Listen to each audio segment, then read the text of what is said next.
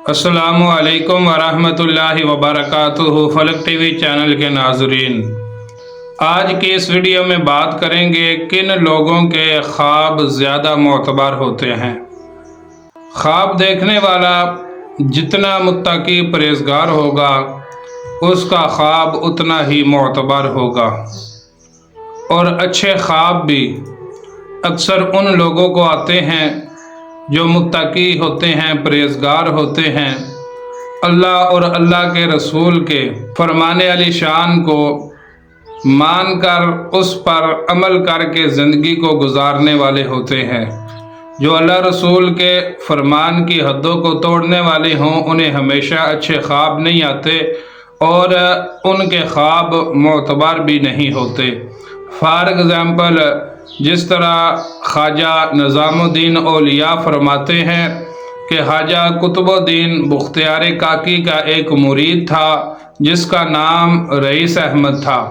उसने ख्वाब देखा कि ख्वाब की हालत में देखता है एक बहुत बड़ा महल है और उसके दरवाज़े के ऊपर एक दरबान खड़ा है, लोगों का हजूम है।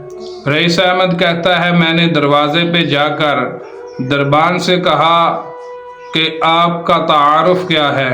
उसने बताया कि मैं अब्दुल्ला इब्न मसूद हूँ और अंदर रसूलुल्लाह सल्लल्लाहु अलैहि वसल्लम तशरीफ़ फरमा है।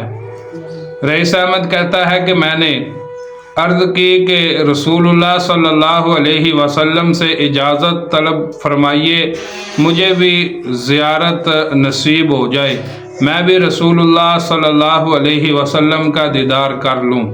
ख्वाजा कुतुबुद्दीन बख्तियार काकी का मुरीद कहता है, आप अंदर गए, थोड़ी देर बाद बाहर तशरीफ़ लाए तो आकर मुझे पैगाम देते हैं कि तुम अभी इस काबिल नहीं हुए कि तुम्हें मैं अपनी ज़ियारत करवाऊँ। ये रसूलुल्लाह सल्लल्लाहु अलैहि वसल्लम का फरमान आकर हज़रत अब्दुल्ला बिन मसूद ने मुझे दिया और साथ में कहा कि रसूलुल्लाह सल्लल्लाहु अलैहि वसल्लम ने फरमाया है कि ख्वाजा कुतुबुद्दीन बख्तियार काकी को जाकर मेरा ये पैगाम देना कि 3 रातों से जो तोहफ़ा रोज़ाना तुम मुझे भेजते थे वो मेरे पास नहीं पहुंच रहा। तो इस वाक़या से पता चला कि जितने भी लोग मुत्तकी परहेज़गार होते हैं उनके ख्वाब भी मोतबर होते हैं और उनको अच्छे ख्वाब आते हैं। वल्लाहु आलमु बित्तौफ़ीक़ी।